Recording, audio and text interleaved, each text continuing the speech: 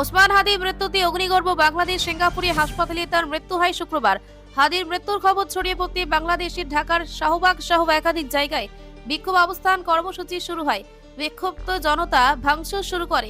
ইনকিলাব মঞ্চের নেতা শরীফ ওসমান হাদি আসন্ন বাংলাদেশ নির্বাচনে তিনি নির্দল প্রার্থী হিসেবে লড়তেন, প্রচারও করছিলেন, কিন্তু সেই লড়াই করা হলো না।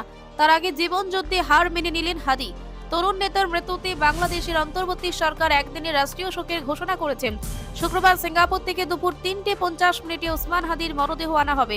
সন্ধ্যে 6টায় বাংলাদেশে পৌঁছাবে ওসমান হাদির মৃতদেহ।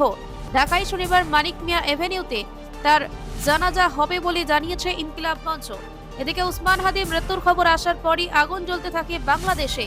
বিবিসি বাংলার প্রতিবেদন অনুযায়ী প্রথম আলো, রেল স্টারের মতো প্রথম সারি সংবাদ মাধ্যমের অফিসে আগুন লাগিয়ে দেয় ক্ষিপ্ত জনতা।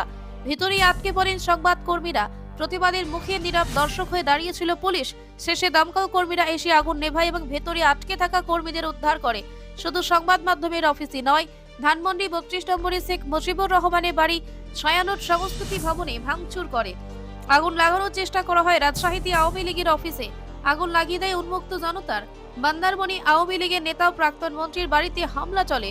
চট্টগ্রাম, রাজশাহীতে অশান্তি, হামলার খবর সামনে এসেছে। হামলার কারণে আজ শুক্রবার প্রকাশ হবে না প্রথম আলো ও দ্য ডেইলি স্টার পত্রিকা। অনলাইন ওয়েবসাইট প্রায় বন্ধ। ভারতের উপর রোষ আছড়ে পড়েছে কট্টরপন্থীদের। গতকাল রাতেই ভারতীয় সহকারী হাই কমিশনারের বাসভবনের সামনে জড়ো হয় অনেকে। হাই কমিশনের দিকে ইট পাটকেল ছোড়েন বলে স্থানীয় সূত্রে খবর।